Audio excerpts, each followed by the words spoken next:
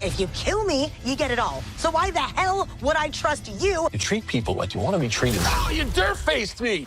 Oh, shit, my sneaker! Paul, I'm talking to Amazon Wednesday. Awkwafina, you were missed at Comic-Con. Yeah, you were here. Yeah. I heard it was great. You did great. It was like, Thank you. Very fun. Nice to see you again. It's always what we call an adventure. Before we jump into getting to talk about Jackpot, I just have to start with an individual question for you.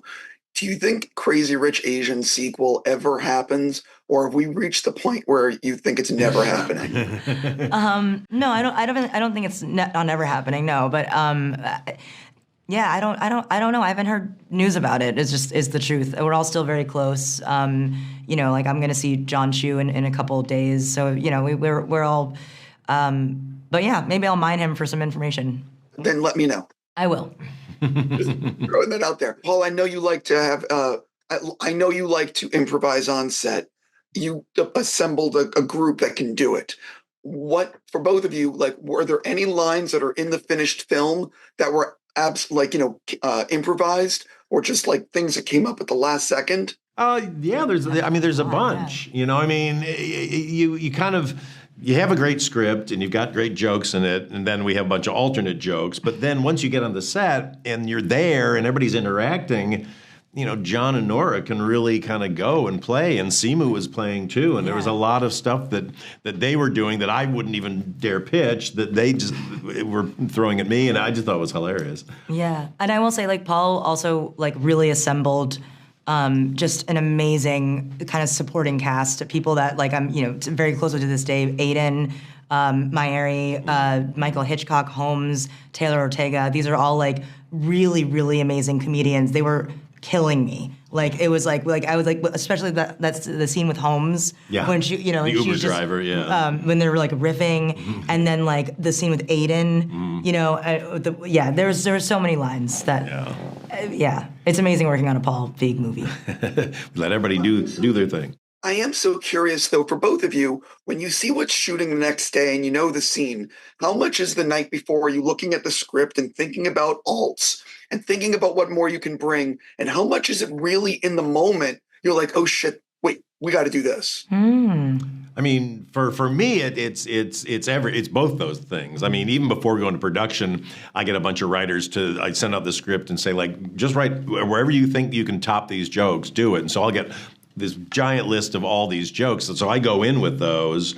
But then when you get to the set, they start coming at you, and then I'll usually have a writer on the set who's writing jokes in the moment too, because it's in the moment that you get inspired for, like, oh, you know, it'll be funny because suddenly they're on a set and there's a prop over here that's funny, or just the way they're interacting. So you got to be loose, and then for you guys, and sometimes some don't work, right? Like if you do like pre-plan, but you just said that it makes a lot of sense to pre-plan. I don't know. I just like realized that would help.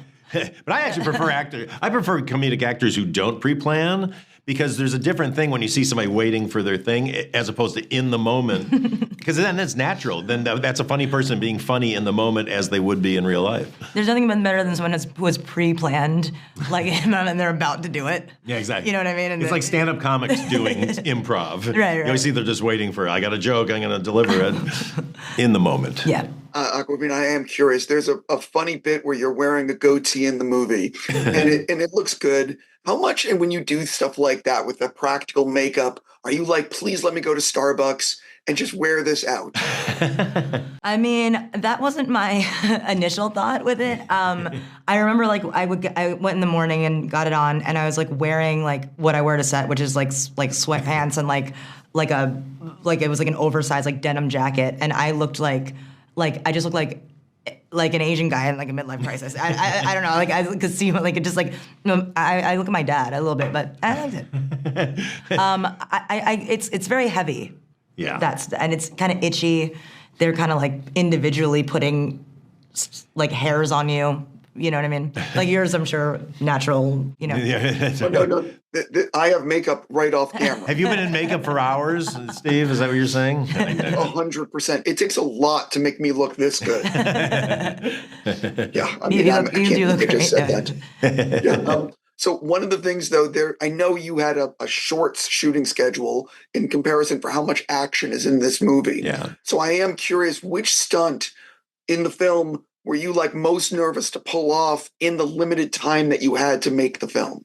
For me, it was the whole end sequence because we've got this enormous scene in this auditorium with a million moving parts and a million extras and people up on wires and flying around. And that was always the one we kept planning for. But fortunately, James Young and his team came in and did some cleanup for us when it wasn't the main cast with doubles and all that and the other stunt people. So we were able to pull it off, but it was it was a nail biter to do this in 40 days, I tell you. Yeah, it was intense. I would say that the first opening sequence I was nervous about because it was the one that we had kind of rehearsed a lot. The stunt team was incredible, and there was such a feeling of like togetherness. But I think that I was just nervous because I didn't want to let people down as I'm like moving through different rooms. And then that very end bit, I never knew that I was like kind of afraid of heights, but I was fully like on a safety line, but there was like this one moment where I'm like reaching for something really high. How high was I? You're about 40 or 50 feet 40 or 50 feet in the air, and like I was like, pads. I was like, this is like scary. This is scary. Like just like how high it is. You never want to see the whatever those things are in a theater. Those. It's like the great catwalks and all that. Yeah, like all that stuff. I don't want to see this. Yeah. See from far away, not up close. Yeah. I got to stop, but when you decided to be an actor, I'm sure that's the first thing you thought of. I'm going to be 40 feet up in the air on a catwalk. If you're doing well, you will be. Right? Yeah. Totally.